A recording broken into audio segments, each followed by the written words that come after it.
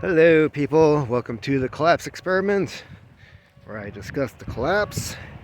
And man, is there a bunch going on? Sorry, it's been a while. Kids have been sick. Haven't exactly had a alone moment at the house. Even my wife has the day off today, and she's napping, enjoying the house being empty without the kids, currently without me. And let's get to it, shall we? So it's been a couple of gloomy, rainy days here in Michigan, and the news hasn't been any better. It turns out, surprise, surprise, the Hunter Biden laptop is real. Who would have guessed? To make matters worse, our own president, Joe Biden, is now scheduled to go to Poland to discuss what to do with Ukraine because Kamala Harris couldn't hold a conversation or piece together a sentence, which means we're right back where we started after Biden leaves. I mean, I don't see this going any better just because the president himself is going. There's also military intelligence out of Russia, so take it as a grain of salt. But at this point, I'm kind of trusting their people more than ours at the moment. When you're lied to as much as we have been, who do you trust? I like to call this tree modern woodpecker art. So, Russian intelligence. They sent the word out that they believe that our deep state is planning to possibly assassinate certain key members of our government in order to prompt a response from the U.S. government and get involved in Ukraine. I have to say that's highly plausible. It's nothing that we haven't seen before. You look at a lot of the other wars that we've gotten involved in.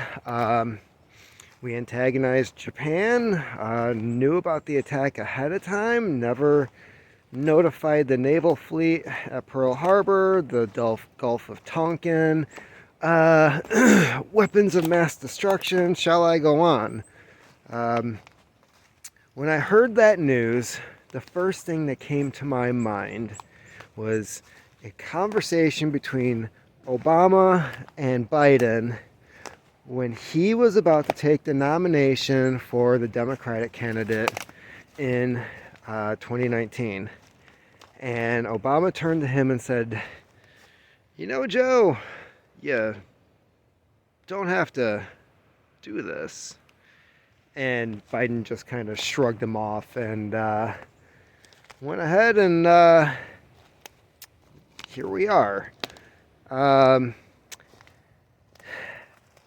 I hate to say it, but it would not surprise me if a lot of what is happening right now was planned one way or another. And it's seriously looking that way. The fact that Joe Biden is going close to a war zone, specifically a country that Russia has fired rockets towards, not into Poland, but not far from the border. To put your president in a situation like that, to announce that the president is going to be in a situation like that. We know FDR had secret meetings that nobody knew about until years later, where he met with Churchill and Stalin, and they coordinated their efforts and said, well, if you do this, we'll supply you with this. Nobody knew about it. And I don't know if this is just how stupid our government officials have become, but to announce that the president is going to Poland, and then for Russia to come out and say, hey, look, they're planning on doing some false flag stuff, and we want you to know in advance, because when it happens, please remember we said this. They also said the same thing about chemical and biological attacks, which, again, that really didn't make any sense to me. They're saying that the stuff that is in the biolabs in Ukraine is old Russian biological agents and chemicals that we were supposed to be disposing of, which means it's stuff that Russia already has. So why would they need to use whatever is in Ukraine? That didn't make any sense. So yeah, things are getting weird. Fortunately, a lot of this stuff is just not a lot of people are calling it out. I think that's a good thing. And man, these deer must be huge.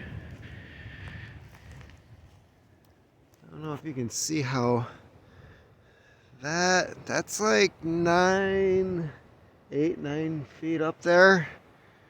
I don't know how the deer are getting to that, eating the bark off of this pine tree. So yeah, a lot of weird, goofy stuff going on. And the New York Times is trying to downplay what a nuclear war would look like, because that's comforting. Trying to make it sound like, well, no, because of tactical nukes. Yeah. Sorry, but they, just like us, they still have the old big bombs that they could just press a button on like we could. There's also the speculation that Putin, who is not a dumb man, he is more likely, if he sees a threat or thinks that something's coming his way, he would just throw the first punch first. Because anybody who has studied or well, just because you've been in a fight doesn't mean you learn from it, but anybody who studied fighting or warfare, the person who wins statistically is the one who throws the first punch. Not only throws the first punch, lands the first punch. Because the other opponent is caught off guard, they're off balance, don't really have time to think, and as long as you keep throwing punches after that first one lands, you're golden. They also know this from a lot of studies on police reports, bar fights, that it's that dude who throws it. And I really would not be surprised if Putin did that. It'd only be to his advantage to do something like that. It sucks to say it, but for one, our current government is run by a bunch of pansies. People who are more scared of pronouns and I don't know, people's skin color than they are actual violence and actual threats. And that does not give me a warm, fuzzy feeling inside. So that's just some of my thoughts on that. Let me know what you think. And what else is in the news? Well, Fauci is back pushing for lockdowns again, and when that didn't go over well, he finally started talking about retirement. Wish that would have come like 5 years ago, but can't do anything about it now. Thanks. Thank you, Fauci. Still not sure how you got appointed to a job that nobody wanted to fire you from, and nobody more credible seemed to come our way to replace you. That's weird. Yeah, there's also talk about from the UN and the World Economic Forum about global warming lockdowns, and they're now ticketing truck drivers, delivery drivers in New York City for leaving a truck idly running while delivering something. Stupid stuff like that. Oh, New York City is also outlawing. There's a now ban on wood burning ovens and stoves within New York City, which honestly I don't know how that would work considering the lack of trees on that island and the cost that would, how much it would cost in order to import the wood that you would need to heat your home. So I don't know if it's just virtue signaling or if there's an actual reason why they would need to ban wood burning stuff in New York City. I think it's more just to make a precedent for other cities to follow. Like if New York did it, we should do it too. I don't see that going over well in a state like Michigan, just because we have such limited resources for heating our homes. I don't know what we would do. Man, that would suck. You gotta save the trees. Oh man. Currently, a Supreme Court Justice nominee is being interrogated by a room of pedophiles about her record of not prosecuting pedophiles and the limited sentencing that she does for such cases. Yeah, she's not going to get in or anything. I mean, how could that benefit Congress at all? That doesn't sound like a bad idea for them. On a final note, I know it's probably just my curiosity that is doing this on YouTube, but there are a lot of channels popping up where people go to Costco, Walmart, Meijer, all your big name brand outlet supermarket stores, and they're showing a lot of empty shelves and stuff that is skyrocketing in price. There's really no other way to put it. And it's something that I hope a lot of you are considering and at least discussing with, if not with your bank account, your significant other, as to prepare for this, because the longer the war with Ukraine and Russia goes on, that's what, a third of grains off the market, cooking oils disappearing off the shelves. Not that I cook that much with it, but a lot of staples that people usually use, or it's part of their normal diet, are not available. And when they do appear, there's a sudden price increase that's shocking a lot of people.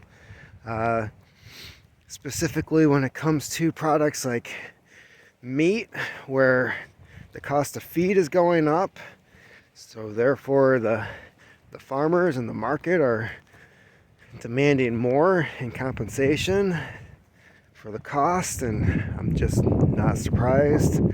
So if you can, prepare, get ready, at least have a couple months worth of food. And that's with the idea that you're still buying some at higher prices later on, but at least you've got something in your pantry, on your shelf, that will subsidize you in a way as these other costs are going up and availability is becoming more scarce. So hope you guys are doing that. It is still cold out here. I don't know how the chickens do it, considering a lot of them are wet. They've been out in the rain, mostly waiting for me to feed them and give them some fresh water, but yeah, I can't wait for it to start warming up again. Hope you're all doing well. Keep on typing.